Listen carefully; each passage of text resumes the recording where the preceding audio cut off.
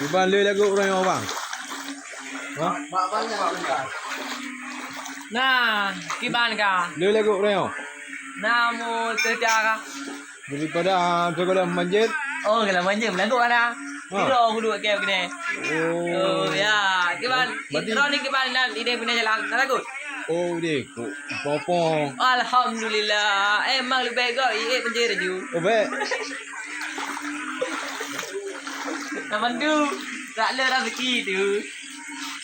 Tengok ide kadang lah benda ya. Ide hendak buat buku nak. Kawan yang boleh pulang ke.